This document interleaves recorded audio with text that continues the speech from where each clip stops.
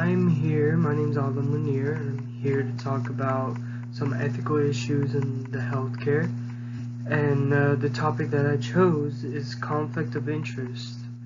And let's get right to it. Some background info on conflict of interest is like a person who has other agendas that is not in the best interest of the patient and is working for themselves, whether financially, if they're being manipulated financially or they're manipulated due to their own reasons. And as the basic definition by Christopher Muth, an MD, conflicts of interest in health is making biased decisions that satisfy their personal interest. So the whole point is, if there's a healthcare worker that is doing conflict of interest or committing such acts of malpractice, they're basically doing it for themselves. Whether that's taking an example, could be somebody taking money from a pharmaceutical company to promote their medicine, even though you're not supposed to do that. You have to choose the best medicine, or at least give all the options to patients, which allow them to choose which is best for their health. Personal interest could be, for not including corporations, all that, but personal interest could be, let's say a medical professional is someone who's arrogant, someone who doesn't believe in any of the other options that they want to give the patient. They just believe in what they believe. They want to do what they want to do, and that this overconfidence can cause a very harm to patients and does not help them in any way.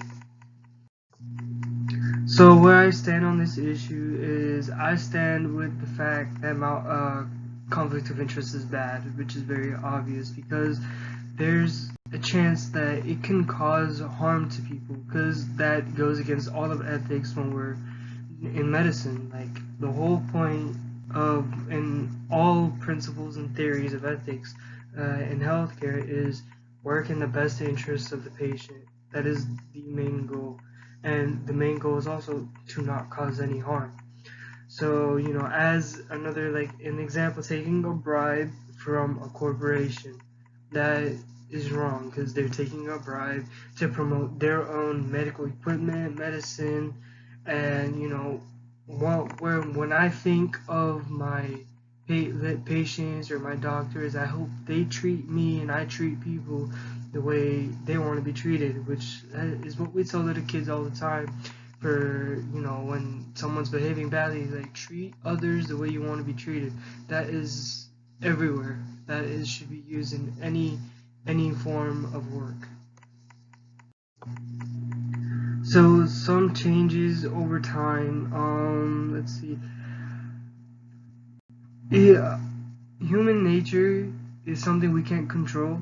It's very, it's tough to catch such things when you have people that are continually are in bad shape. None of these doctors may be bad, or none of these healthcare professionals may be bad, per se,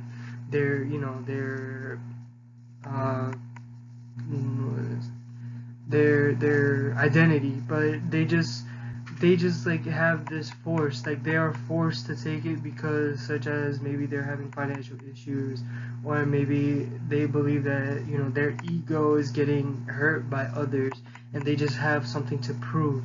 But this mission is something that can cause pain to people.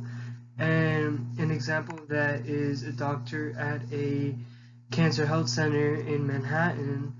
I read that it was talking about how this person did not disclose any his finances to the cancer health center, to the higher authorities, because he was taking money from pharmaceutical companies, and his decisions as a medical professional were influenced him corporations has influenced his decision making. And it's not only medical professionals, it could also be large hospitals that are in need of money, and they are forced to, oh, if we promote this, then we will get some extra money. If we promote this equipment, then we could get some more extra money from this corporation, which will let us grow our own way, and continuously grow our hospital without any regards to the patients, to whether this equipment is actually helping them or not. So some reforms that I read and I've also thought of is new policies. Of course, each hospital does have a policy when it comes to conflict of interest. They have their own ways of handling it. I read at the University of Pittsburgh Medical Center, they also have different. They have a whole document stating the purpose of conflict of interest policies and how they should be enacted. How, if you see any sort of conflict of interest happening among peers, how to handle it, and also like constant monitoring and hospital finances are important. Like how some hospitals, they have programs. Programs are very important when it comes to this. Constantly monitoring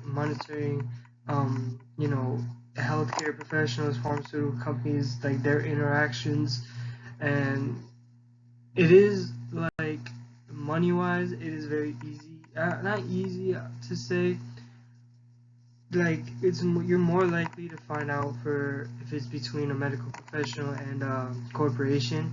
But if it's somebody that has to do with ego, or like that they're doing it for personal like interests, that they want to implement their way instead of listening to any other like suggestions from anybody, then obviously it's hard to detect that, because that happens on the spot. But the only people that can really help catch this sort of conflict of interest is peers, that are like observing these healthcare professionals, whether this doctors or healthcare professional is saying, oh, this is the only way that you're gonna get better, but it's really not. There's so many other options, and this one is more harmful compared to the others, but it's not being disclosed to the patient.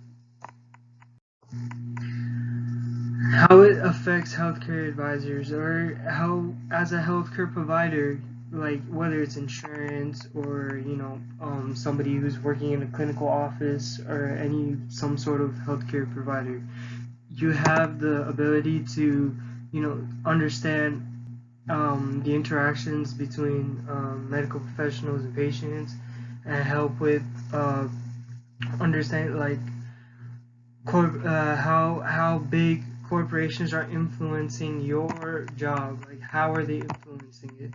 Like understanding why are we using this medicine more than this other one, which is better? Like how are we being supplied from these higher corporations? Also, like management level, the ones that supervise all these healthcare professionals, they need to put tough consequences in place. Put fear in doctors, because you don't want them to have this sort of ego, which will bring lawsuits to your hospital, giving your hospital or your doctors unethical standards. Like you are described to be unethical, reviewed by other people as unethical, and then you will lose your license and practices, and you will be found for malpractice. Healthcare ethics committee. And a healthcare ethics committee is very important, because I think they can influence changes when it comes to conflict of interest. They are the ones that can be that third party that oversees all hospital operations, help with policies, help with decisions on cases, emphasizing consequences, and even how the HEC influences education, they can implement some sort of like some sort of guidelines there to how to handle conflict of interest with patients or conflict of interest with another employee, understanding what is best for the patient.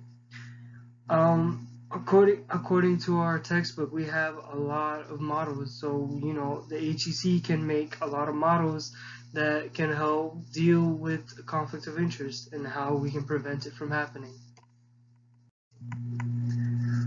So ethical theories and principles that come into play here is definitely egoism, because egoism, of course, is when you have a medical professional who is working for their self-interest, their best interest, that they disregard anything that the patient is saying, or not putting the patient's interest into like account to understand what are they saying. Maybe they don't want this, but you're forcing it onto them, and there's a thing of coercion among medical professionals and patients, saying this is the only way, but it really isn't. Definitely violates now maleficence and beneficence and autonomy principle. Non-maleficence, because it's wrong. It doesn't help in any way. It brings harm to patients. Non-maleficence is basically to do no harm, but you're doing the opposite when you're doing conflict of interest. And there's no benefits for the patients. You are violating the beneficence principle as well. How are they? How is it benefiting them when it's really causing harm to them, harm to patients? Like no benefits, nothing. How it affects it violates the autonomy principle. You're not giving patients all the options that they deserve, because they should have the right to hear every single option. They have the right to choose without being coerced into making a decision. So some challenges when it comes to policy, definitely, you have people who are gonna go against like these regulations because it's an influence of privacy, like violating privacy for doctors. Like, why do you have to go through my money for me to operate or for me to work in this hospital?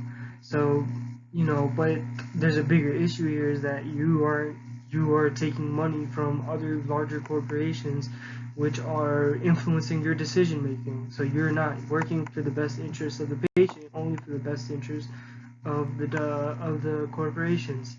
And also corporations have to come in account too when pharmaceutical companies need to stay in their lane when it comes to working with doctors, working with hospitals, influencing decision makings, influencing what is right, what is wrong, even giving these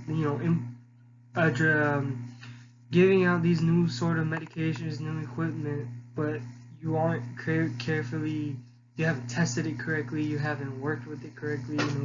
You just came out with this new product, but there's still a product on the market that is still doing its job. It's still working. Until your product is proven to work better, you shouldn't force it on a company, you shouldn't force it on healthcare professionals or hospitals. Definitely a challenge is human nature. We don't know like how doctors are going to react when somebody offers them $100,000 for them to just use this certain medication, or use this certain knee brace or something like that, where they influence the decisions. Like they are violating they're violating the ethical law of medicine. Here's my bibliography. Definitely, cut the Chris Muth when it comes to conflict of interest. Like, he explains it perfectly, like what it is, and also I got the principles and theories from healthcare ethics textbook, and we have